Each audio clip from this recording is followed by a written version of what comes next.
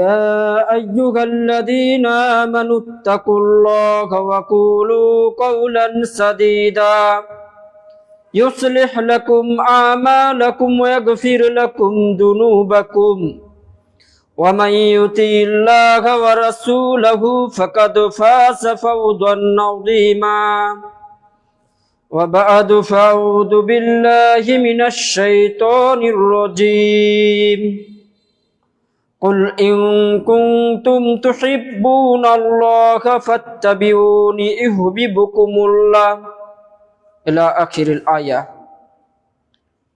قال النبي صلى الله عليه وسلم من أحدث في أمرنا هذا ما ليس فيه فهو رد.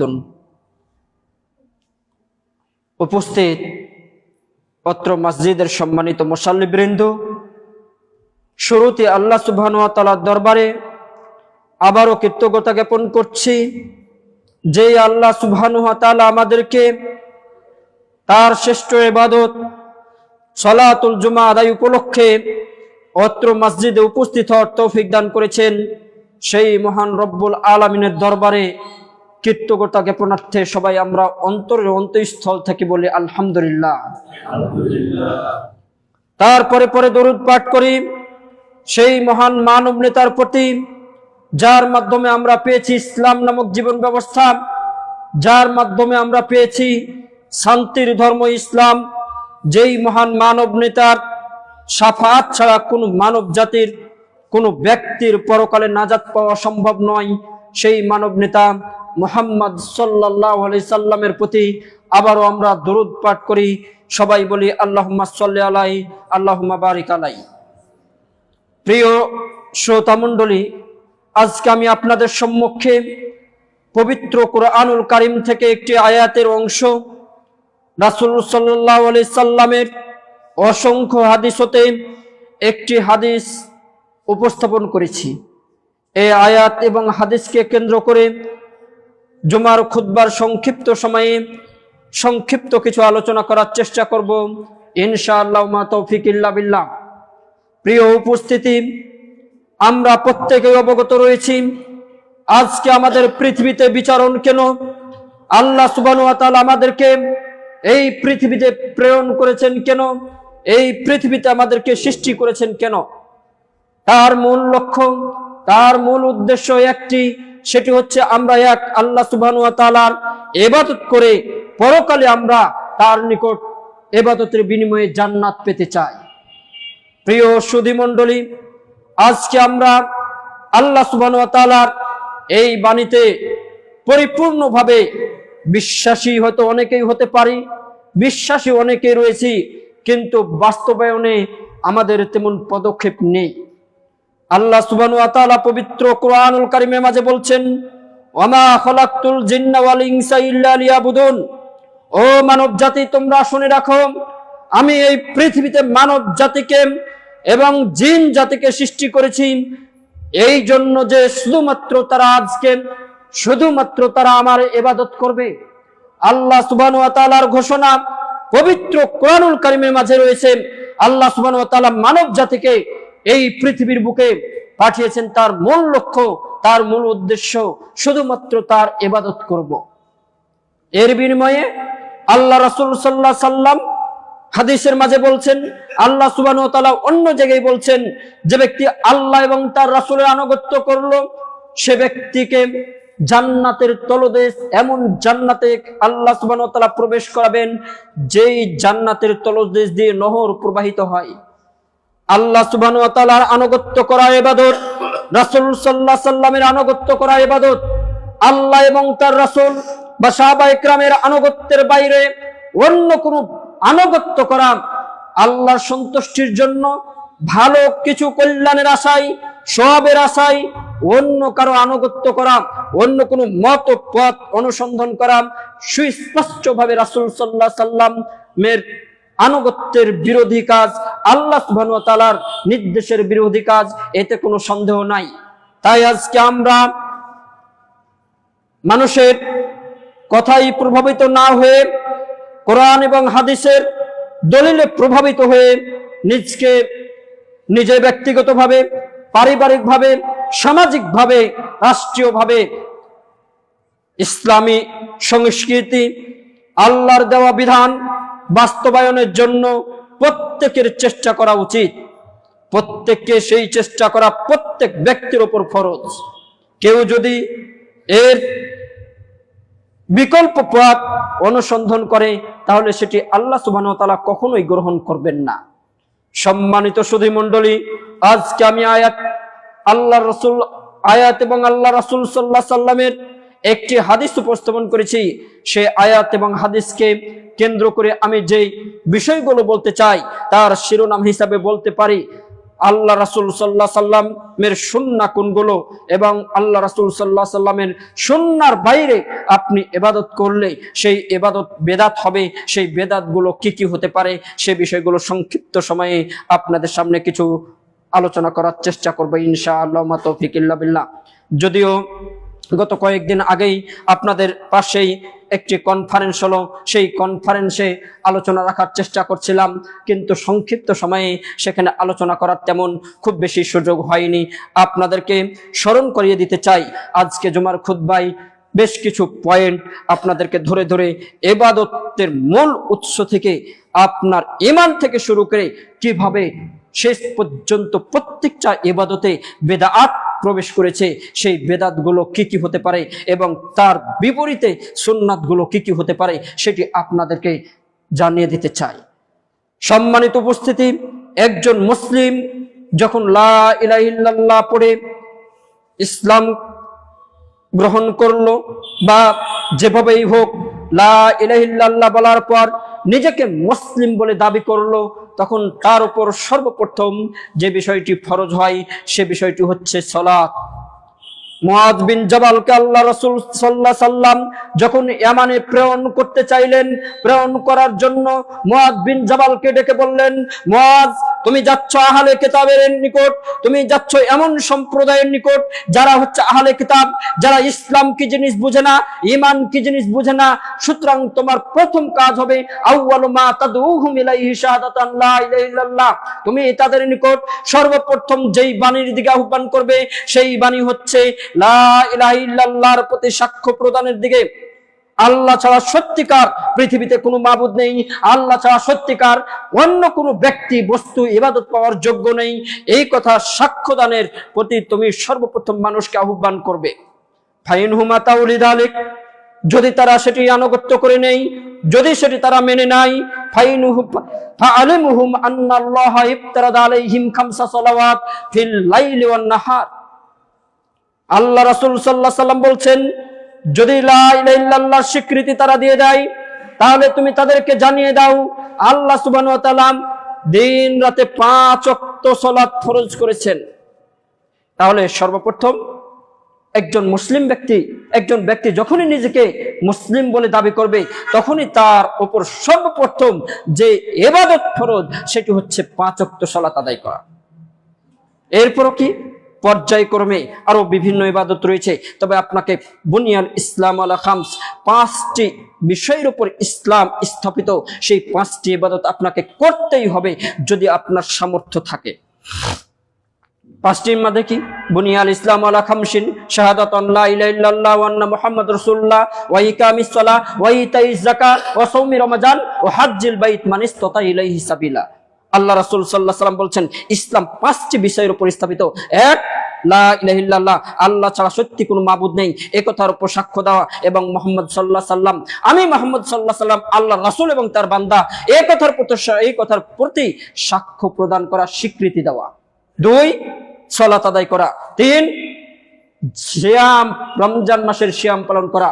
4, যাকাত, যদি আপনার অর্থ থাকে, যদি আপনার টাকা থাকে, যদি আপনার ফসল থাকে, যদি আপনার সম্পদ থাকে, যদি আপনার গরুর পাল থাকে, যদি আপনার স্বর্ণ থাকে, যদি আপনার রৌপ্য থাকে, যদি আপনার খনিজ সম্পদ থাকে, তাহলে তার যাকাত প্রদান করা।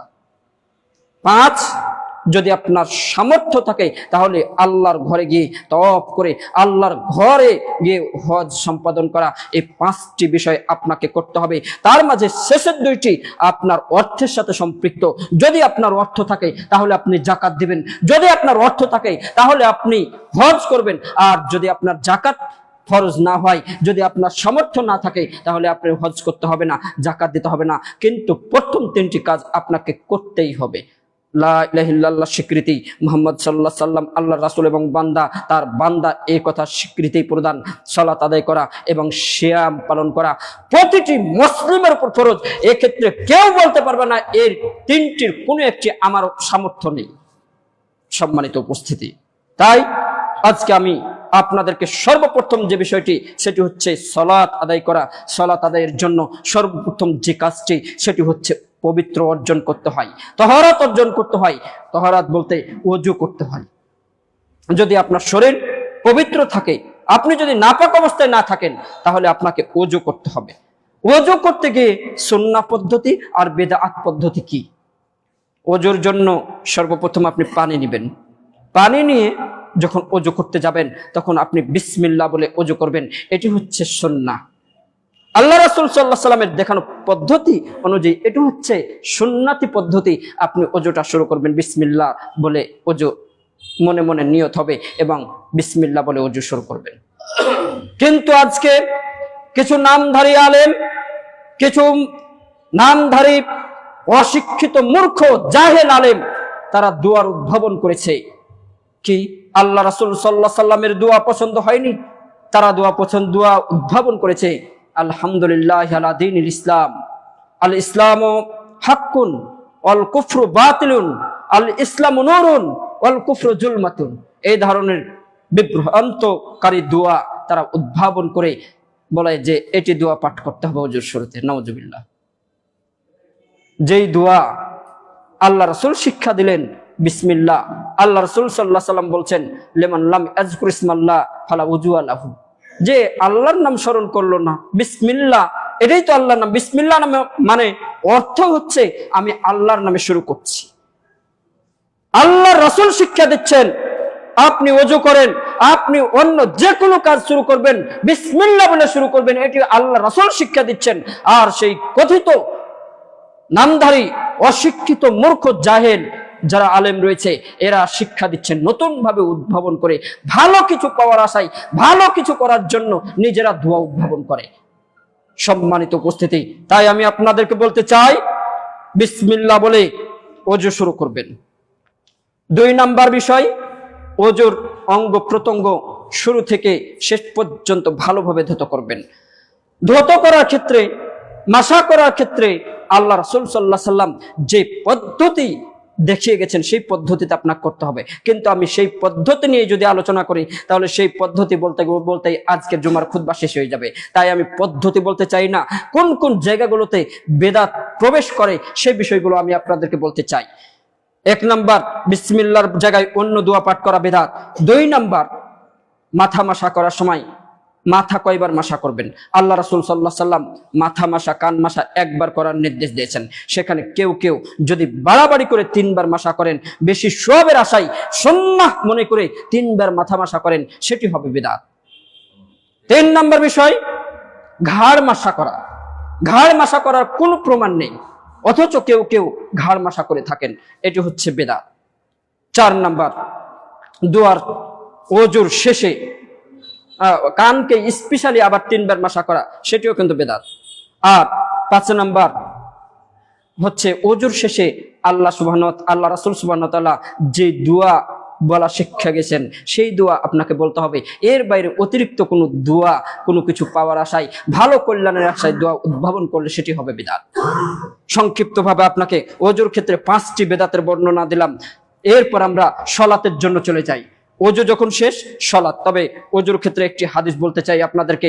ওযুটা যদি আপনার পরিপূর্ণভাবে হয়, তাহলে আল্লাহ রাসূল সাল্লাল্লাহু আলাইহি সাল্লাম আপনার জন্য সুসংবাদ দিয়ে রাখছেন। নবী সাল্লাল্লাহু আলাইহি সাল্লাম, নবী মুহাম্মদ সাল্লাল্লাহু আলাইহি সাল্লাম বলছেন, মান তাওয়াজ্জা ফা আহসানাল ওযুআ, যে ব্যক্তি ওযু করলো, ওযুটা সুন্দরভাবে করলো, খরাজাত খতায়াহু মিন জাসাদিহি হাত্তা তাখরুজা মিন জুফরিহি আও কামা ক্বালা নবী সাল্লাল্লাহু আলাইহি সাল্লাম। নবী সাল্লাল্লাহু আলাইহি সাল্লাম বলছেন, কেউ যখন ওযু করে, ওযুটা পরিপূর্ণভাবে সুন্দরভাবে করলো, তখন তার শরীর থেকে তার গুনাহগুলো বের হয়ে যায়। সুবহানাল্লাহ। যখন আপনি হাত ধুতো করেন, হাতের মাধ্যমে যে গুনাহগুলো হয়েছে সেই গুনাহগুলো বের হয়ে যায়। এই গোটা হাত ধুতো করলে হাত ধোয়ার সময় হাতের মাধ্যমে গুনাহগুলো বের হয়ে যায়। চোখ মুখমণ্ডল ধুতো করেন, চোখ থেকে যে চোখ দিয়ে যে আপনার সগীরা গুনাহগুলো হয়েছে সেই গুনাহগুলো ধুয়ে বের হয়ে যায়। পা ধুতো করেন, আপনার পায়ের মাধ্যমে যে গুনাহগুলো হয়েছে সেই গুনাহগুলো বের হয়ে যায়। গুনাহগুলো বের হয়ে এই যে আঙ্গুলের একবারে নখের শেষ মাথা দিয়ে পানির সাথে বের হয়ে যায়। এটি হচ্ছে আপনার জন্য সুসংবাদ। তবে শর্ত হচ্ছে আহসানাল ওযুআ, ওযুটা সুন্দরভাবে করতে হবে। সুন্দর ওযু করার অর্থ কি? সুন্দর ওযু করার অর্থ ভালোভাবে আপনাকে ওযু করতে হবে। ওযু করতে গিয়ে যেন আপনার শরীরে কোনো ভিজা, আপনার যে অঙ্গ প্রত্যঙ্গগুলো ধৌত করা দরকার সেগুলো যেন বাকি না থেকে যায়। ধুয়েছেন ঠিকই, কিন্তু দেখা যাচ্ছে যে এই জায়গাতে একটা পয়সা পরিমাণ অবশিষ্ট থেকে গেছে, হবে না, আপনি এই ফজিলত পাবেন না, বঞ্চিত। এই ফজিলত তো পাবেন না, আপনার সালাত হবে না, আপনার ওযু হয়নি। এই জন্য ওযু করতে হবে অত্যন্ত ধীরস্থিরতার সাথে, তাড়াহুড়ার কাজ নয়। এটি একটি গুরুত্বপূর্ণ কাজ, সুতরাং গুরুত্বপূর্ণ কাজে তাড়াহুড়া চলে না। আপনি দুনিয়ার কাজের ক্ষেত্রে যেটি আপনার জন্য গুরুত্বপূর্ণ, খুব ধীরস্থিরতার সাথে কাজ করেন। দেখবেন ওই যে কম্পিউটারের দোকানগুলোতে দেখবেন যে গুরুত্বপূর্ণ কিছু যখন পূরণ করে তখন এত মনোযোগ সহকারে পূরণ করে যে আশপাশে কোনো দুর্ঘটনা ঘটে গেল তার সেদিকে নজর যায় না। তো দুনিয়ার কাজে এত যদি গুরুত্ব থাকে, আপনার পরকালে যে বিষয়টা, পরকালের সফলতার ঠিকানাটা যে বিষয়টার উপর নির্ভর করছে সেই বিষয়টা কত গুরুত্বপূর্ণ, আর সে বিষয়টাকে কিভাবে গুরুত্ব দেওয়া আপনার উচিত। পরকালের ঠিকানা, সফলতার ঠিকানা নির্ভর করছে মানে আল্লাহ রাসূল সাল্লাল্লাহু আলাইহি ওয়াসাল্লাম বলে গেছেন, ইন্না আউয়ালু মা ইউহাসাবু বিল আবদু ইয়াউমাল কিয়ামা আস-সালাত ফাইন সালুহাত সালুহা সাইরু আমালিহি ওয়া ইন ফাসাদাত ফাসাদা সাইরু আমালিহি। আল্লাহ রাসূল সাল্লাল্লাহু আলাইহি ওয়াসাল্লাম বলে গেছেন, ও আমার উম্মত, তোমরা শুনে রাখো, কিয়ামতের দিন সর্বপ্রথম মানুষের হিসাব নেওয়া হবে সালাতের। যদি বান্দা সালাতের হিসাবে পরিত্রাণ পেয়ে যায় তাহলে পরবর্তী স্টেপগুলো, পরবর্তী বিষয়গুলো, পরবর্তী ধাপগুলো তার জন্য সহজ হয়ে যাবে। আর কোনো ব্যক্তি সালাতে যদি ধরা খেয়ে যায়, সালাতে যদি কোনো ব্যক্তি আটক পড়ে যায় তাহলে পরবর্তী স্টেপগুলো তার জন্য কঠিন হয়ে যাবে। তাহলে সালাতের উপর আপনার পরবর্তী পরকালের সফলতার ঠিকানা নির্ভর করছে। আর সালাত কবুল হওয়ার ঠিকানা, সালাত কবুল হওয়ার বিষয়টা নির্ভর করছে আপনার ওযুর উপর। সুতরাং আপনার ওযু অত্যন্ত গুরুত্বপূর্ণ বিষয়। ওযুকে অত্যন্ত ধীরস্থিরতার সাথে করতে হবে, তাহলে আপনি দুনিয়াতেও সফলতা অর্জন করবেন, পরকালেও আপনি সফলতা অর্জন করবেন। এবার আমরা সালাতের বিষয়ে আসি। আপনি যখন সালাতের জন্য আসবেন, আজান দিবেন, আজানে যে বেদাত শুরু হয়, আজানে যে আল্লাহু আকবার বলে আজান দেওয়ার আগে কোনো মসজিদে দেখা যায় আগে কিছু নাকি তেলাওয়াত করতে হয়। এই তেলাওয়াত, আজান দেওয়ার আগে তেলাওয়াত করা সুন্নাহ মনে করা, এটি হচ্ছে বিদআত। আজানের আগে কোনো কিছু পাঠ করতে হবে সেটিকে সুন্নাহ মনে করা, সেটি বিদআত। বরং আজানের জায়গায় আল্লাহু আকবার বলে শুরু করে দিবেন, কোনো সমস্যা নাই।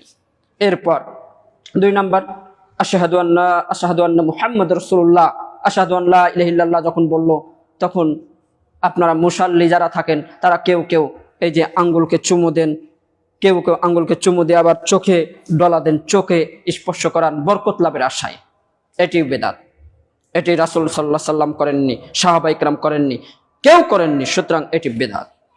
তারপর 3 নম্বর বিষয় হচ্ছে আপনি আশহাদু আন্না মুহাম্মাদুর রাসূলুল্লাহ মুয়াজ্জিন যখন বলছেন, তখন ওই যে আপনি শুনেছেন হাদিসের ভাষা যে আল্লাহর নবীর নাম শুনলে সাল্লাল্লাহু আলাইহি সাল্লাম বলতে হয়, দুরূদ পাঠ করতে হয়। তখন আপনি কি করলেন? আজান মুয়াজ্জিন যখন আশহাদু আন্না মুহাম্মাদুর রাসূলুল্লাহ বলছেন, তখন আপনি বলছেন সাল্লাল্লাহু আলাইহি সাল্লাম, দুরূদ পাঠ করছেন। এটিও বিদআত। এখানে সুন্নাহ পদ্ধতি কি? সুন্নাহ পদ্ধতি হচ্ছে আল্লাহ রাসূল সাল্লাল্লাহু আলাইহি সাল্লাম বলছেন, কুলু মিসলামা ইয়াকুলুল মুয়াজ্জিন, তোমরা তাই বলো মুয়াজ্জিন যা বলে।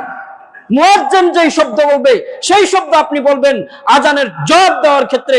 এটি হচ্ছে সুন্নাহ পদ্ধতি। এর বাইরে অতিরিক্ত আপনি কোনো কিছু করার অধিকার রাখেন না। আপনার চেয়ে উত্তম মানুষ যারা ছিলেন, সাহাবায়ে কেরাম, তাবেঈন, কোন সালফে সালেহিন, আপনার চেয়ে আমার চেয়ে হাজারো গুণ তারা শ্রেষ্ঠ ছিলেন। তারা নতুন কিছু উদ্ভাবন করেননি, ভালো কিছু কল্যাণ পাওয়ার আশায়। কিন্তু আমি আপনি কেন উদ্ভাবন করতে যাব? আমার আপনার উচিত আল্লাহ আল্লাহ সুবহানাহু ওয়া তাআলা কোরআনে কি বলেছেন, রাসূল সাল্লাল্লাহু আলাইহি সাল্লাম হাদিসের মাঝে কি বলেছেন, সাহাবায়ে কিরাম কি করেছেন, সালফে সালেহিন রাসূল সাল্লাল্লাহু আলাইহি সাল্লামের কথাকে কিভাবে বুঝেছেন, সেইভাবে আমাকে আপনাকে অনুসরণ করে বা জীবনে আপনার জীবনে বাস্তবায়ন করা, এটি হচ্ছে সুন্নাহ পদ্ধতি। এর বাইরে যখন আপনি যাবেন তখনই সেটি হয়ে যাবে বেদাত। সম্মানিত উপস্থিতি, আজানের বিষয়ে 4 নাম্বার বিষয় গেল। এরপর 5 নাম্বার বিষয় হাইয়া আলাল ফালাহ, হাইয়া আলাস সালাহ। এখানে ইমাম মুয়াজ্জিন যা বলছে তাই বলবেন, এখানে অতিরিক্ত অন্য কিছু বলবেন না আজানের ক্ষেত্রে। এরপর আজান শেষ হলে নবী মুহাম্মদ সাল্লাল্লাহু আলাইহি সাল্লামের প্রতি দুরূদ পাঠ করবেন এবং তার পরবর্তীতে যে দোয়া আছে সেই দোয়া পাঠ করবেন। আল্লাহ রাসূল সাল্লাল্লাহু আলাইহি সাল্লাম এর জন্য সুসংবাদ দিয়ে রাখছেন। এরপর সালাতে আসবেন। সালাতে এসে সালাতে জায়নামাজে দাঁড়াবেন। জায়নামাজে দাঁড়ালে জায়নামাজ অপবিত্র হয়ে থাকে, তাকে পবিত্র করতে হয়, তাই না? কিছু কিছু মানুষের মন্তব্য, আল্লাহ রাসূলের মন্তব্য নয়। আল্লাহ রাসূল সাল্লাল্লাহু আলাইহি সাল্লাম, সাহাবায়ে কিরাম, তাবেঈন, আতবাউত তাবেঈন সহ কোন সালফে সালেহিনের এই ধরনের উক্তি নাই যে জায়নামাজ নাপাক হয়ে থাকলে দোয়া দিয়ে জায়নামাজকে পাক করতে হয়। জায়নামাজ যদি নাপাক থাকে তাহলে তাকে ধৌত করে পাক করতে হবে। দোয়া দিয়ে নাপাক কখনো দূর হয় না। আপনার জায়নামাজে যদি পেশাব লেগে থাকে, জায়নামাজে যদি কোনো নাপাকি জিনিস লেগে থাকে, সেটা ধৌত করে পাক করতে হবে। কিন্তু এই কোন দোয়া বলে সেই নাপাক দূর করা যায় না। কিন্তু কিছু অশিক্ষিত আলেম তারা এর জন্য দোয়া উদ্ভাবন করে ফেলেছে। সেই দোয়া কি, ইন্নী ওয়াজ্জাহাতু ওয়াজহিয়া লিল্লাযী ফাতারাস সামাওয়াতি ওয়াল আরদি হানিফা ওয়া মা আনা মিনাল মুশরিকিন। নাউযুবিল্লাহ। এই স্পষ্ট এইভাবে যদি কেউ নাপাকি দূর করার জন্য এই দোয়া পাঠ করে তাহলে সে নিঃসন্দেহে বেদাত করলো, এতে কোনো সন্দেহ নেই, এটি স্পষ্ট বেদাত। বরং একজন মুসাল্লি যখন জায়নামাজে আসবে, যদি জায়নামাজকে নাপাক মনে করে দেখে যে জায়নামাজে কিছু নোংরা লেগে আছে, তাহলে সেটা কি করবে, ধৌত করে পবিত্র করবে। এরপর নিয়ত করে দাঁড়াবে। নিয়ত মানে কি, মুখ দিয়ে বলবে যে আমি জোহরের সালাত আদায় করতে শুরু করলাম, তাই না? আপনি মসজিদে আসছেন, ওই বাড়ি থেকে বের হয়ে সবাইকে বলতে বলতে আসছেন নাকি যে আমি এই যে জুমার নামাজে পড়তে শুরু করলাম বা শুরু করতে যাচ্ছি, এটা বলতে আসছেন। কেউ হয়তো বাড়িতে বলতে পারেন যে কোথাও যাচ্ছে, এটা খুঁজবে হয়তো, তাই বলতে পারেন যে আমি নামাজ পড়তে চলে গেলাম, এটা বলতে পারেন। কিন্তু আপনি নিয়ত করে বাড়ি থেকে তো আর ওইভাবে বের হয়ে আসেননি, বরং আপনার সংকল্প মনে মনে যে আমি বের হয়ে মসজিদে যাচ্ছি। তাহলে নিয়ত অর্থ কি? নিয়ত অর্থ হচ্ছে মাহাল্লুন নিয়াত আল কলব। নিয়তের অর্থ হচ্ছে সংকল্প করা, ইচ্ছা করা। ইচ্ছা মন থেকে হয়, ইচ্ছা সংকল্প অন্তর থেকে হয়। ইচ্ছা সংকল্প মুখ দিয়ে উচ্চারণ করতে হয় না। অনেক আপনাকে সহজভাবে বুঝাই, অনেকের ইচ্ছার বিপরীতেও মুখ দিয়ে অনেক কথা বলে। ওই যে তখন বলে যে আরে আমার মনে তো ছিল না, আমার ইচ্ছাও ছিল না, কিন্তু আমি ওই জায়গাতে মুখ দিয়ে উচ্চারণ করতে বাধ্য। তাহলে ওটা কি আর নিয়ত হলো? তাহলে নিয়ত আছে একভাবে, মুখ দিয়ে উচ্চারণ করছে আরেকভাবে। তাহলে এখান থেকে বোঝা যায় নিয়ত হচ্ছে অন্তরের বিষয়, নিয়ত মুখে উচ্চারণের বিষয় নয়। সুতরাং কোনো ব্যক্তি যদি নিয়তকে মুখ দিয়ে উচ্চারণ করে সওয়াবের আশা করে, তাহলে সেটি স্পষ্ট বেদাত, এতে কিঞ্চিত পরিমাণ সন্দেহ নেই। বরং নিয়ত হবে মনে মনে, নিয়ত হবে অন্তরে, সংকল্প হবে অন্তরে। এর জন্য মুখ দিয়ে উচ্চারণ করা কোনো প্রয়োজন নেই। কিন্তু আজকের সমাজে নাওয়াইতু আনুসাল্লিয়াত আরবা রাকাত লিল জোহর, আরবা রাকাত লিল আসর, এইভাবে নিয়ত উচ্চারণ করা, এইভাবে নিয়ত পাঠ করা, এটি সুস্পষ্ট বেদাত, এতে কোনো সন্দেহ নেই। এরপর আল্লাহ রাসূল সাল্লাল্লাহু আলাইহি সাল্লাম, সাহাবায়ে কিরাম যেভাবে সালাতে দাঁড়াতেন, আল্লাহু আকবার বলে সালাতে দাঁড়াতেন। সালাতে যখন জামাত হতো, জাহিরি সালাতের ক্ষেত্রে সাহাবায়ে কিরাম বলছেন, আবু হুরায়রা কর্তৃক বর্ণিত হাদিস, সেই হাদিসে বলছেন যে আল্লাহ রাসূল সাল্লাল্লাহু আলাইহি সাল্লাম আল্লাহু আকবার বলে কিছুক্ষণ চুপ থাকতেন, এরপর সূরা ফাতিহা পাঠ করতে শুরু করতেন। তো জিজ্ঞাসা করা হলো যে চুপ থাকেন তখন কি বলেন? আল্লাহ রাসূল সাল্লাল্লাহু আলাইহি সাল্লাম বললেন, আল্লাহুম্মা বাইদ বাইনি ওয়া বাইনা খাতায়া। এই যে ছানা বা আরেকটা ছানা রয়েছে, সেটাও আপনি বলতে পারেন। ছানা পাঠ করতেন, এর বাইরে অন্য কিছু নয়। ছানা পাঠ করার পর এরপর সূরা ফাতিহা, এরপর অন্য কিছু। তাহলে ছানা পাঠ করার পর আপনাকে সূরা ফাতিহা পাঠ করতে হবে।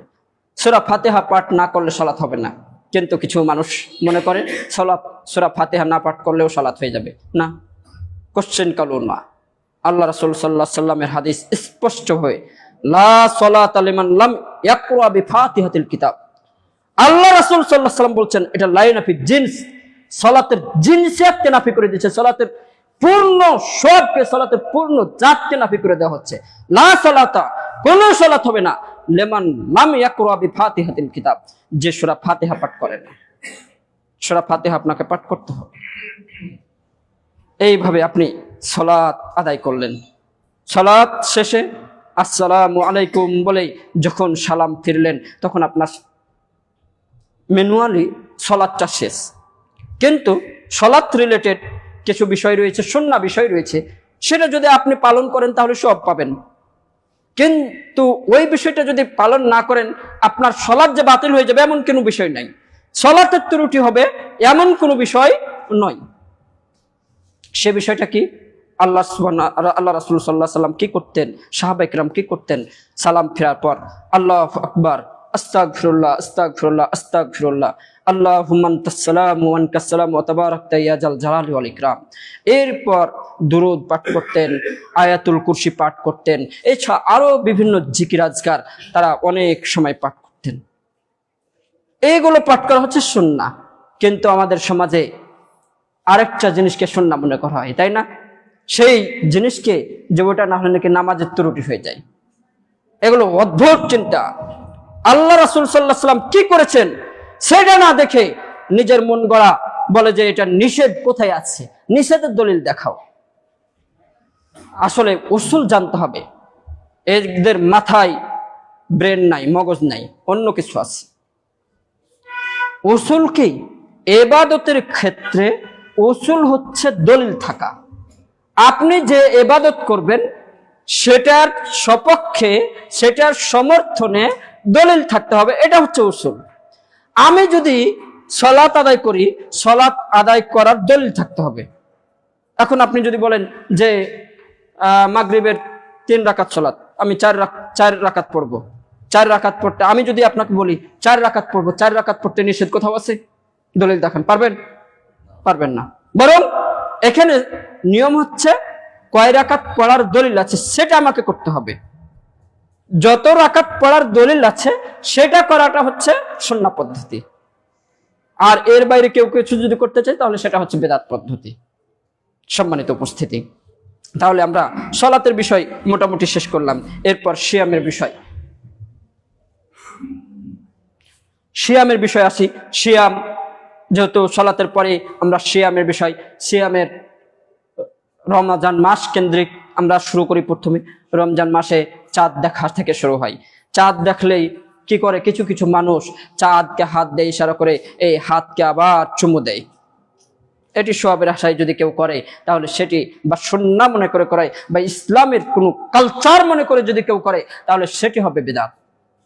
ইসলামিক কালচার বাস্তবায়ন করা, ইসলামিক কালচার পালন করা মানে হচ্ছে ইবাদত। ইসলামিক কালচার আপনি পালন করবেন, আপনি বাস্তবায়ন করবেন, সেটি হচ্ছে সওয়াবের কাজ। কিন্তু দেখলেন চাঁদ উঠছে, হাত দিয়ে আঙ্গুল দিয়ে ইশারা করে তাকে চুমু খাচ্ছেন বরকতের আশায়, সওয়াবের আশায়, এগুলো হচ্ছে স্পষ্ট বেদাত। বরং এর বিপরীতে সুন্নাহ হচ্ছে আল্লাহ রাসূল সাল্লাল্লাহু আলাইহি ওয়াসাল্লাম, সাহাবায়ে কেরামের যে দলিল পাওয়া যায় সেটি হচ্ছে যখন নতুন চাঁদ দেখতেন তখন তারা দোয়া পাঠ করতেন, আল্লাহুম্মা আহিল্লাহু বিল ইউমনি ওয়াল ঈমানে, এই দোয়া পাঠ করতেন। তাহলে দোয়া পাঠ করা এটা হচ্ছে সুন্নাহ পদ্ধতি। এরপরে সেই ভোর রাতে সাহারি খাবেন। সাহারিটা কখন খাবেন? সাহারি খাওয়ার ক্ষেত্রে আপনারা ঢাকা শহরের লোক হয়তো অনেকে রাত জাগ্রত থাকেন 1টা 2টা পর্যন্ত, তখন মনে করেন যে আর কত জাগ্রত থাকবো, একবারই শেষ করে দিই, 2টার সময় খাওয়া দাওয়া করে ঘুমাই যায়। এটি কিন্তু সুন্নাহ পরিপন্থী কাজ। বেদাত বলবো না, বরং সুন্নাহ পরিপন্থী। কিন্তু কেউ যদি আবার এটা মনে করেন যে 2টার সময়তে খাওয়াটাই সুন্নাহ, তাহলে সেটা বেদাত। কিন্তু যদি মনে করেন যে না, আমি সুন্নাহ মনে করছি না, কিন্তু আমি একবারেই ঘুমাই যাব খেয়ে দিয়ে, তাহলে সেটা হবে সুন্নাহ পরিপন্থী কাজ। সুন্নাহ কাজ হচ্ছে আপনার আজানের কিছুক্ষণ অল্প সময় আগে খেয়ে শেষ করবেন। এই মর্মে হাদিস আন আনাসিন রাদিয়াল্লাহু তাআলা আন যায়েদ বিন সাবিত রাদিয়াল্লাহু তাআলা আনহু قال تسحرنا مع النبي صلى الله عليه وسلم। আনাস রাদিয়াল্লাহু তাআলা হতে বর্ণিত, তিনি যায়েদ বিন সাবিত রাদিয়াল্লাহু তাআলা হতে বর্ণনা করেন, তিনি বলেন আমরা রাসূল সাল্লাল্লাহু আলাইহি সাল্লামের সাথে সাহারি করলাম। তো আমি তাকে জিজ্ঞাসা করলাম যে কাম কানা বাইনাল আযান ওয়াল ইকামা, না আযান ওয়াস সাহুর, সাহারি খাওয়া এবং আজান এর মধ্যবর্তী সময় কতটুকু ব্যবধান ছিল? তো তিনি বললেন যে কদরু খামসিনা আয়া, কুরআনুল কারীমের 50টা আয়াত তেলাওয়াত করা যায় এইরূপ সময় ব্যবধান ছিল। তাহলে সেটি কতটুকু? হয়তো 20 মিনিট, 15 মিনিট, 20 মিনিট, 30 মিনিট, সর্বোচ্চ হয়তো 30 মিনিট, এর বেশি না। মানে 15 থেকে 15, 20, 30 সর্বোচ্চ হতে পারে। তো এতটুকু সময় ব্যবধান ছিল। এতটুকু ফজরের আজানে এতটুকু আগে আপনি সাহারি খাবেন, এটা হচ্ছে সুন্নাহ পদ্ধতি। এর বাইরে যদি করেন তাহলে সেটা সুন্নাহ পরিপন্থী।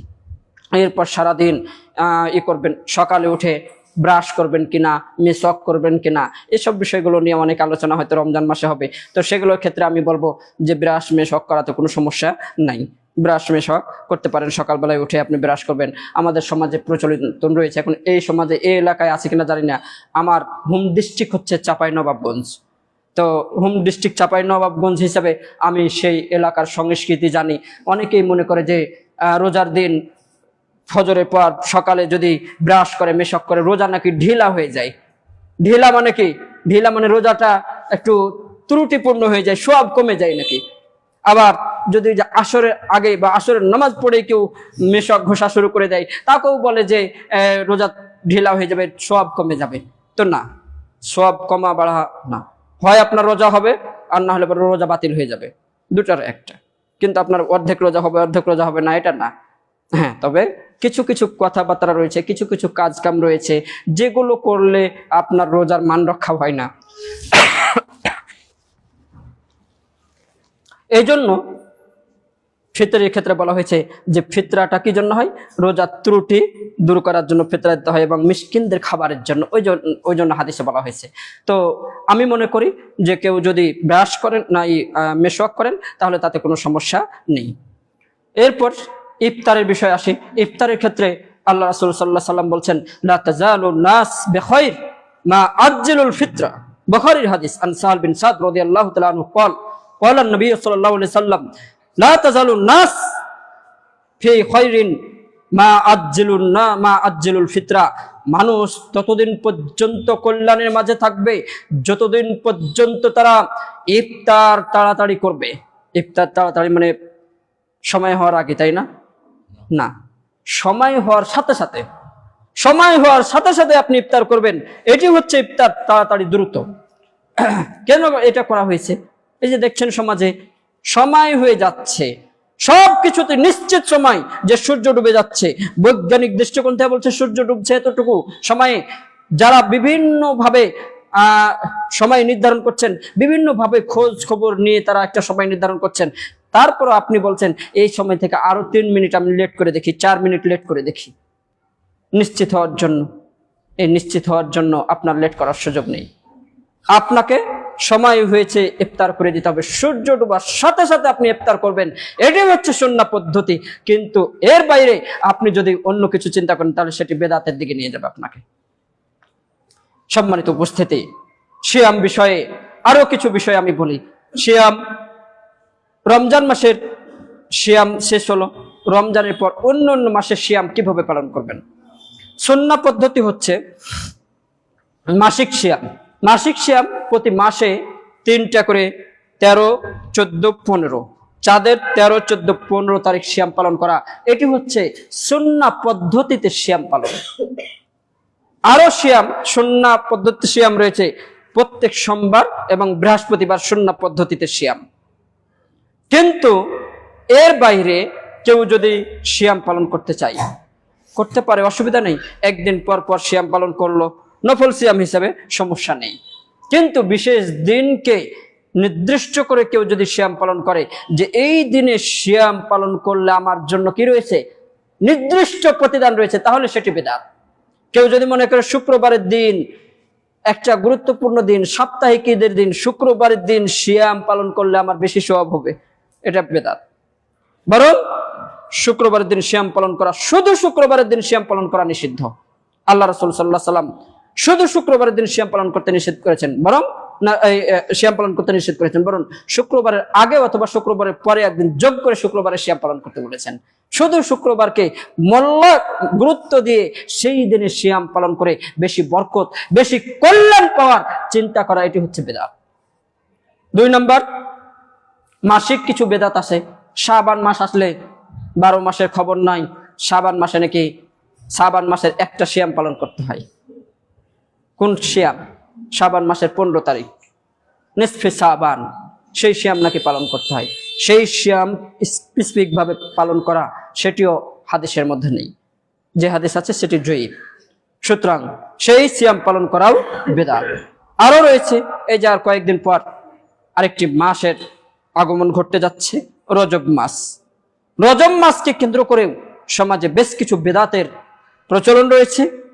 রজব মাস কি কি বেদাত হয়? রজব মাসের প্রথম সপ্তাহের জুমার দিন, প্রথম জুমার রাতে মাগরিব থেকে ইশার মাঝে বিশেষ পদ্ধতিতে সালাত আদায় করা। মাগরিব থেকে ইশার মাঝে বিশেষ পদ্ধতিতে সালাত আদায় করা। 1 রাকাত সালাতে 100 বার সূরা ইখলাস পাঠ করতে হবে, সূরা ফাতিহা কতবার পাঠ করবে, দুরূদ শরীফ কতবার পাঠ করবে, এইভাবে তাদের বিশেষ নিয়ম নীতি রয়েছে। এই বিশেষ নিয়ম নীতিতে ইবাদত করা, সালাত আদায় করা, যেই সালাতকে বলা হয় সালাতুর রাগাইব, এই সালাত হচ্ছে বেদাত। তারপরে এই 27শে রজব দিনে সিয়াম, রাতে বিশেষ হালুয়া রুটি সহ বিভিন্ন খাওয়া দাওয়ার আয়োজন, এই সওয়াবের আশায়, এগুলো হচ্ছে সব বেদাত। রজব মাসে কেউ যদি মদিনা জিয়ারত করতে যায় বিশেষ সওয়াবের আশায়, বিশেষ কল্যাণের আশায়, যেই জিয়ারতকে জিয়ারাতুর রাজবিয়া বলা হয়, এটিও সুস্পষ্ট বেদাত। সম্মানিত সুধী মণ্ডলী, এইগুলো হচ্ছে সিয়াম রিলেটেড বেদাত। এরপর আমরা জাকাতের বিষয়ে আসি, তবে আমাদের সময় হাতে খুবই কম। জাকাতের বিষয়ে আমরা আর হয়তো যেতে পারবো না, আমাদের সময় আর হয়তো 5-7 মিনিট আছে। আর একটি বিষয়, আনুষঙ্গিক 2-1টা বিষয় বলে আমি শেষ করবো ইনশাআল্লাহ। সম্মানিত উপস্থিতি, জাকাত হজ্জের বিষয়ে বেশ কিছু বেদাত রয়েছে। হয়তো ভবিষ্যতে কোনো একদিন যদি সুযোগ পাই, আবারও সেই দিন হয়তো আপনাদের সামনে স্মরণ করিয়ে দিব ইনশাআল্লাহ।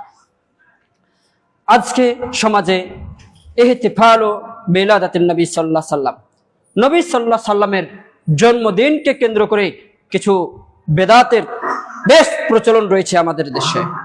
যে বিষয়টি চালু হয়েছে 400 শতাব্দীর পরে। আল্লাহ রাসূল সাল্লাল্লাহু আলাইহি সাল্লাম করলেন না, আল্লাহ রাসূল সাল্লাল্লাহু আলাইহি সাল্লাম তার জন্মদিন পালন করেননি, সাহাবায়ে কেরাম করেননি, সলফে তাবিঈন করেননি, কোনো ইমাম করেননি, সলফে সালেহিন কোনো কেউ করেননি। এমন কোনো ইবাদত, এমন কোনো কাজকে ইবাদতের উদ্দেশ্যে, এমন কোনো কাজকে সওয়াবের আশায় করাই হচ্ছে বেদাত। যে ঈদে মিলাদুন নবীর কথা বলা হয়, যে ঈদে মিলাদুন নবীকে উদযাপন করা হয়, ঈদে মিলাদুন নবী মানে নবীর জন্মদিনের উৎসব। নবীর জন্মদিনের উৎসব বলে কোনো ইসলাম ধর্মে ইবাদত নেই, সওয়াবের কোনো কাজ নেই। সুতরাং এই কাজকে যারা ইবাদতের উদ্দেশ্যে, সওয়াবের আশায়, সওয়াবের উদ্দেশ্যে ঈদে মিলাদুন নবী উদযাপন করে থাকে, ঈদে মিলাদুন নবী পালন করে থাকে, এটি অবশ্যই বেদাত হয়ে যাবে, এতে কোনো সন্দেহ নাই। সম্মানিত উপস্থিতি, আজকে প্রাসঙ্গিক একটু আলোচনা করতেই হচ্ছে। সেই আলোচনা আমরা দ্বিতীয় খুতবাতেই আলোচনা করতে যাব। তো তার আগে আজকে আমি আপনাদের সকলকে উদাত্ত আহ্বান জানাবো, আজকে শুরু থেকে এ পর্যন্ত যে সুন্নাহ এবং বিদআত নিয়ে আলোচনা করলাম, সেগুলো নিজেরা বাস্তবায়ন করবেন। যারা জানে না তাদেরকে জানিয়ে দেওয়ার চেষ্টা করবেন, পরিবারের মাঝে সামাজিকভাবে বাস্তবায়ন করার চেষ্টা করবেন। আল্লাহ সুবহানাহু ওয়া তাআলা আমাদের সকলকে সেই তৌফিক দান করুন। সকলে বলে আল্লাহুম্মা আমিন। বারাকাল্লাহু লানা ওয়া ফিল কুরআনিল আযীম ওয়া নাফা'না ওয়া ইয়্যাকুম বিল আয়াতি ওয়া যিকরিল হাকীম। ইন্নাহু তাআলা জাওয়াদুন কারীমুম মালিকুম বারউফুর রহিম।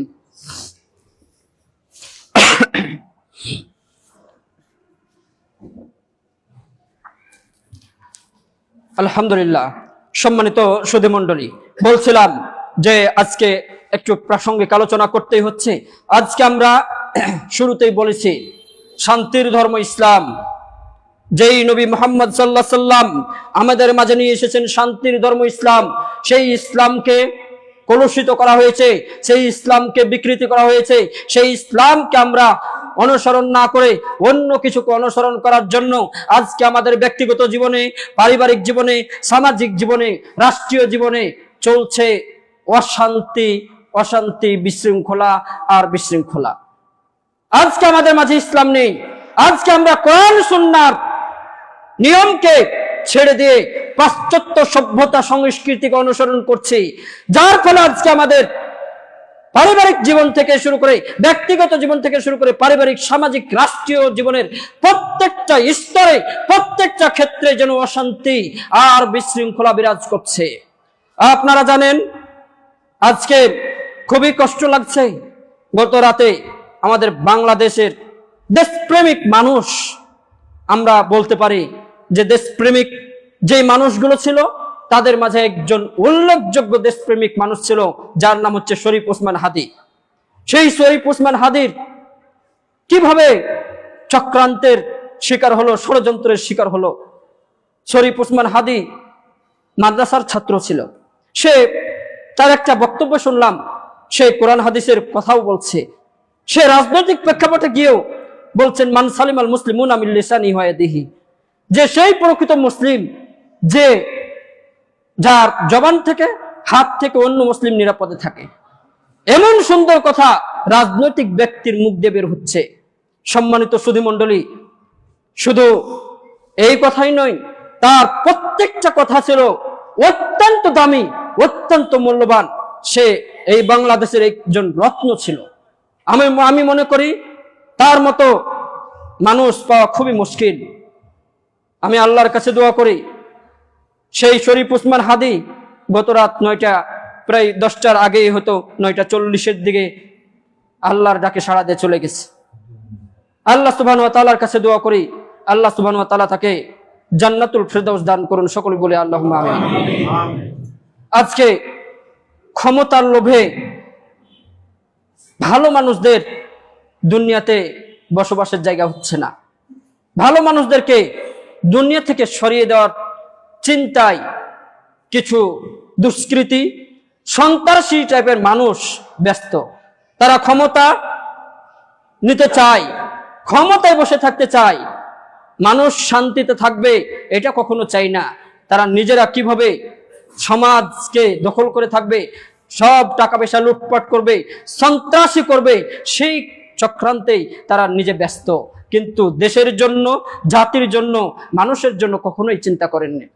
কিন্তু আপনারা দেখবেন শরীফ ওসমান হাদীর যতগুলো বক্তব্য রয়েছে, প্রত্যেকটা বক্তব্য থেকে প্রত্যেকটা কথা যেন দেশের জন্য, দেশের মানুষের জন্য, দেশের প্রতিটি মানুষের জন্য, প্রতিটি মানুষের শান্তির জন্য। আপনারা দেখবেন সেই শরীফ ওসমান হাদীর পরিবারকে ধৈর্য ধারণ করার তৌফিক দান করুন, আর তাকে আল্লাহ সুবহানাহু ওয়া তাআলা জান্নাতুল ফেরদাউস দান করুন। আমিন। সম্মানিত উপস্থিতি, আজকে এই সংস্কৃতি থেকে আমাদের বের হয়ে আসতে হবে, ইসলামকে ধারণ করতে হবে। ইসলাম যেই পদ্ধতিতে আমাদেরকে চলতে বলছে, সেই পদ্ধতিতে চলতে যদি আমরা পারি, তাহলেই আমাদের মাঝে শান্তি ফিরে আসবে। কিন্তু এই পদ্ধতি, ইসলামী পদ্ধতি ছাড়া অন্য কোনো পদ্ধতিতে আপনি যেভাবে ক্ষমতায় যান, শান্তি কখনোই ফিরে পাবেন না। সম্মানিত উপস্থিতি, কথাগুলো বলতে অত্যন্ত কষ্ট পাচ্ছি। আজকে দেশপ্রেমিক মানুষ বলতে দেশের জন্য কিছু করবে, দেশের মানুষের শান্তির জন্য কিছু করবে, এরূপ মানুষ পাওয়া খুবই কঠিন হচ্ছে। সবাই নিজেকে নিয়ে ব্যস্ত, কিন্তু দেশের জন্য, মানুষের জন্য এরূপ ব্যস্ত মানুষ খুবই কম চোখে পড়ছে। আল্লাহ সুবহানাহু ওয়া তাআলার কাছে দোয়া করি, সেই শরীফ ওসমান হাদীর উত্তরসূরি যেন এই দেশে হাজারো কর্মী তৈরি হয়। আল্লাহ সুবহানাহু ওয়া তাআলা যা আমাদের মাঝে শরীফ ওসমান হাদীর মতো হাজারো কর্মী, হাজারো নাগরিক তৈরি করে দিন। আল্লাহুম্মা আমিন। সবাই বলে আল্লাহুম্মা আমিন। সম্মানিত উপস্থিতি, আর খুতবার সময় বৃদ্ধি করব না। খুতবাতে আপনাদের উদাত্ত আহ্বান জানাচ্ছি, যে বিষয়গুলো নিয়ে আলোচনা করলাম সেগুলো বাস্তবায়ন করার চেষ্টা করবেন। আমরা পরিশেষে দু একটি হাদিসের আপনাদের ফজিলত সংক্রান্ত বিষয় জানাতে চাই, যে বিষয়গুলো মানুষের কল্যাণের জন্য আমি অধিকাংশ জায়গাতেই বলে থাকি। দু একটি হাদিস, হয়তো 2-3 মিনিট সময় লাগে। ধরুন আপনি রাস্তাতে চলছেন, আপনার তো, আমি শুরুতেই বলছি, আপনার লক্ষ্য উদ্দেশ্য কি? আপনার লক্ষ্য উদ্দেশ্য জান্নাত পাওয়া, পরকালের ঠিকানাটা আপনার সুন্দর হবে, এটাই তো আপনার লক্ষ্য উদ্দেশ্য। তাহলে যদি লক্ষ্য উদ্দেশ্য এটা হয়, তাহলে আপনার সেই লক্ষ্য উদ্দেশ্যের কাজ করা দরকার। আপনি মসজিদে থাকেন, বাইরে থাকেন, বাজারে থাকেন, রাস্তায় থাকেন, ঘাটে থাকেন, বাজারে থাকেন, মার্কেটে, যেখানে থাকেন, আপনার লক্ষ্য উদ্দেশ্য হবে পরকালে কিভাবে আমি নাজাত পাবো, সেটা আপনার লক্ষ্য উদ্দেশ্য। তো এই লক্ষ্য উদ্দেশ্য নিয়ে অনেক কথা বলা যাবে, যা আপনার জীবনকে পরিবর্তন করে দেওয়া যাবে। আপনি যদি বাস্তবায়ন করতে চান, তাহলে আপনার জীবনকে পরিবর্তন করতে পারেন। তো সেই বিষয়গুলো আপনার অনেকগুলো জানা রয়েছে, অনেকগুলো অজানা রয়েছে। তো জানা বিষয়গুলো আপনাদের যারা ক্ষতি বাঁচবে, আমি আশা করব কর্তৃপক্ষ বলবেন যে মানুষের ব্যক্তিগত জীবন থেকে পারিবারিক, সামাজিক, রাষ্ট্রীয় জীবন পরিবর্তন হবে, ইসলামের আলোকে আলোকিত মানুষ গড়বে, এইরূপ কিছু বক্তব্য নিয়মিত যেন হয়। সেগুলো কর্তৃপক্ষের কাছে আমার আহ্বান থাকবে যে আপনারা বলবেন। তা আমি আজকে দুইটি হাদিস বলতে চাই। আমরা শুরুতে আল্লাহ রাসূল সাল্লাল্লাহু আলাইহি সাল্লামের প্রতি দুরূদ নিয়ে কথা বলছিলাম। ধরুন আপনি যেখানে থাকেন দুরূদ পাঠ করতে পারবেন না? দুরূদ পাঠ করতে পারবেন। দুরূদ পাঠ করলে কি আপনার ফজিলত? দুরূদ পাঠ করার ফজিলত আল্লাহ রাসূল সাল্লাল্লাহু আলাইহি সাল্লাম তিনটি ঘোষণা করেছেন। এক, কি আল্লাহ রাসূল সাল্লাল্লাহু আলাইহি সাল্লাম সুনানুন নাসাইর 1209 নম্বর হাদিসে বলছেন, আন নুমান বিন বাশির রাদিয়াল্লাহু তাআলা আনহু ক্বালা নবী সাল্লাল্লাহু আলাইহি সাল্লাম, মান সাল্লা আলাইয়া সালাতান, যে ব্যক্তি আমার উপর একবার দুরূদ পাঠ করলো তার জন্য তিনটি পুরস্কার রয়েছে। এক, সাল্লাল্লাহু আলাইহি আসরা সালাওয়াত, আল্লাহ সুবহানাহু ওয়া তাআলা তার উপর 10টি রহমত নাজিল করবেন, 1 নম্বর পুরস্কার। নাম্বার 2, খুত্তাত আনহু আসরু খাতিয়াত, 10টি গুনাহ মিটিয়ে দিবেন। নাম্বার 3, রুফিয়াত লাহু আসরু দারাজাত, 10টি মর্যাদা উন্নত করা হবে। একবার যদি আল্লাহুম্মা সাল্লি আলা আল্লাহুম্মা বারিক আলা এই দুরূদ পড়েন, তাহলে আপনার জন্য 3টি পুরস্কার। 3টি পুরস্কারের একটা পুরস্কারও যদি আপনি পান, অনেক আপনি সৌভাগ্যবান। একটা রহমত আল্লাহর কি জিনিস জানেন? রহমতের ব্যাখ্যা কি আপনি বুঝতে পাচ্ছেন? আসলে বুঝতে তো পাচ্ছেন না। ধরেন এখান থেকে একটা গাড়িতে যাবেন, গাড়িটা 1 মিনিটের জন্য গাড়িটা ছুটে গেল, তারপর গাড়িটা চলে গেল, আপনি পরের গাড়িতে যাচ্ছেন, যে দেখলেন যে ওই গাড়িটা অ্যাক্সিডেন্ট করেছে। তখন আপনি বললেন যে আল্লাহ আমাকে বাঁচাইছে, আল্লাহর আমার পর রহমত আছে। এই যে দেখেন, একটা রহমতের কারণে এত কিছু। তা আপনার পর 10টা রহমত নাজিল হবে, 10টা গুনাহ মিটে যাবে, 10টি মর্যাদা উন্নত করা হবে। তাহলে এই দুরূদ পড়া, আপনি যেখানে থাকেন, মাঠে থাকেন, ঘাটে থাকেন, রাস্তায় থাকেন, আপনি দুরূদ পাঠ করতে পারেন না? মসজিদে আপনি এসে বসে কেন থাকবেন? দুরূদ পাঠ করবেন, কোরআন কারীম তেলাওয়াত করবেন, জিকির আজকার করবেন, এগুলো আপনার কাজ। 2 নম্বর হাদিস বলে শেষ করব। আমরা চাইলে প্রতিদিন আমার আমলনামায়, আপনার আমলনামায় আপনি 1000 নেকি লিপিবদ্ধ করাতে পারেন, অথবা আপনার যে সগীরা গুনাহ রয়েছে 1000 গুনাহ মিটিয়ে দিতে পারেন। এমন একটি আমল জীবনের 24 ঘন্টা সময়ের মধ্যে মাত্র 2 থেকে 3 মিনিট, 4 মিনিট সময় যদি ব্যয় করেন, তাহলে আপনি 1000 নেকির ভাগীদার হতে পারেন, 1000 নেকি আপনার আমলনামায় লিখে নিতে পারেন। সেই হাদিস আন সাদ বিন ওয়াক্কাস রাদিয়াল্লাহু তাআলা আনহু ক্বালা রাসূল সাল্লাল্লাহু আলাইহি ওয়াসাল্লাম, ইয়াজিজু আহাদুকুম আয়াকসিবা কুল্লা ইয়াউমিন আলফা হাসানা, সাআলা সাইলুন মিন জুলাসাইহি, ইয়া রাসূলুল্লাহ কাইফা ইয়াকসিবু আহাদুনা কুল্লা ইয়াউমিন আলফা হাসানা? ক্বালা নবী সাল্লাল্লাহু আলাইহি ওয়াসাল্লাম, মিয়াতু তাসবিহাতিন ইউকতাবু লাহু আলফু হাসানা আও ইউহাত্তু আনহু আলফু খাতিহা আও কামা ক্বালা নবী সাল্লাল্লাহু আলাইহি ওয়াসাল্লাম। সাদ বিন আবি ওয়াক্কাস রাদিয়াল্লাহু তাআলা আনহু হতে বর্ণিত, তিনি বলেন রাসূল সাল্লাল্লাহু আলাইহি ওয়াসাল্লাম বলছেন, উপস্থিত সাহাবায়ে কেরামকে লক্ষ্য করে বলেন, ও আমার সাহাবায়ে কেরাম, তোমরা কি জানো প্রতিদিন 1000, তোমাদের মাঝে কি কোনো ব্যক্তি, এমন কোন ব্যক্তি রয়েছে যে প্রতিদিন 1000 নেকি অর্জন করবে? তোমাদের মাঝে কি কোনো ব্যক্তি রয়েছে যে প্রতিদিন 1000 নেকি উপার্জন করবে? এইরূপ কোন ব্যক্তি আছে? সালা সাইলুন মিন জুলাসাইহি, উপস্থিত সাহাবায়ে কেরামের একজন ব্যক্তি, একজন সাহাবী প্রশ্ন করে বসলেন, ইয়া রাসূলুল্লাহ কাইফা ইয়াকসিবু আহাদুনা কুল্লা ইয়াউমিন আলফা হাসানা, কিভাবে আমাদের কেউ প্রতিদিন 1000 নেকি অর্জন করতে সক্ষম হবে? কিভাবে এটা সম্ভব? ফাকাল, আল্লাহ নবী সাল্লাল্লাহু আলাইহি ওয়াসাল্লাম বলছেন, মিয়াতু তাসবিহাতিন, কেউ যদি 100 বার সুবহানাল্লাহ পাঠ করে, তাহলে ইউকতাবু লাহু আলফু হাসানা আও ইউহাত্তু আনহু আলফু খাতিয়া, তাহলে তার আমলনামায় 1000 নেকি লিপিবদ্ধ করা হবে, তো অথবা 1000 গুনাহ মিটিয়ে দেওয়া হবে। সুবহানাল্লাহ। এই যে সুবহানাল্লাহ শব্দটা 100 বার পাঠ করতে হবে। সুবহানাল্লাহ, সুবহানাল্লাহ, সুবহানাল্লাহ, সুবহানাল্লাহ, এইভাবে 100 বার পাঠ করতে আপনার 24 ঘন্টা, দিন রাত 24 ঘন্টার মধ্যে 3 থেকে 4 মিনিট সময় লাগবে, আর বেশি লাগবে না। এই 3 থেকে 4 মিনিটে যদি আপনি এটি পাঠ করতে পারেন, তাহলে আপনার আমলনামায় 1000 নেকি লিপিবদ্ধ করা হবে, অথবা 1000 গুনাহ মিটিয়ে দেওয়া হবে। আল্লাহ সুবহানাহু ওয়া তাআলার কাছে দোয়া করে আল্লাহ সুবহানাহু ওয়া তাআলা আমাদেরকে সবাইকে এই আমলগুলো করে পরকালের নাজাত, পরকালের সফলতা অর্জন করার তৌফিক দান করুন। সকল বলে আল্লাহুম্মা আমিন। পরিশেষে আবারও দোয়া করি আল্লাহ সুবহানাহু ওয়া তাআলা আমাদের মাঝে যারা অসুস্থ রয়েছে তাদেরকে প্রত্যেককে যেন সুস্থতা দান করেন। আমাদের এখানে উপস্থিত অনুপস্থিত আমাদের বাংলাদেশ সহ বিশ্বের বিভিন্ন প্রান্তে অসংখ্য মুসলিম ভাই বোন অসুস্থ রয়েছে, যারা যেখানে অসুস্থ রয়েছে আল্লাহ সুবহানাহু ওয়া তাআলা প্রত্যেককেই শেফায়ে কামেলা আজেলা দান করুন। সকল বলে আল্লাহুম্মা আমিন। আবার দোয়া করছি আমাদের সেই শরীফ ওসমান হাদি ভাইয়ের জন্য, আল্লাহ সুবহানাহু ওয়া তাআলা তাকে জান্নাতুল ফেরদাউস দান করুন এবং তার পরিবারকে ধৈর্য ধারণ করার তৌফিক দান করুন, এবং শরীফ ওসমান হাদির উত্তরসূরি হিসেবে এই দেশে যেন অসংখ্য হাজার হাজার কর্মী তৈরি হয়, তার মতো চিন্তা চেতনা যারা দেশের জন্য কাজ করবে, দেশের শান্তির জন্য কাজ করবে, ইসলামের জন্য কাজ করবে, দেশের প্রতিটি মানুষের জন্য কাজ করবে, প্রতিটি মানুষের শান্তির জন্য কাজ করবে, এইরূপ মানুষ যেন আল্লাহ সুবহানাহু ওয়া তাআলা আমার বাংলাদেশে তৈরি করে দেন, সেই তৌফিক তৈরি করে দেন। সকলে বলে আল্লাহুম্মা আমিন। আমাদের মাঝ থেকে যারা বিদায় নিয়ে চলে গেছে আল্লাহ সুবহানাহু ওয়া তাআলা তাদের নেক আমলগুলো কবুল করে নিন, তাদের ভুল ত্রুটিগুলো ক্ষমা করে তাদেরকে জান্নাতুল ফেরদাউস দান করুন। সকলে বলি আল্লাহুম্মা আমিন। আমরা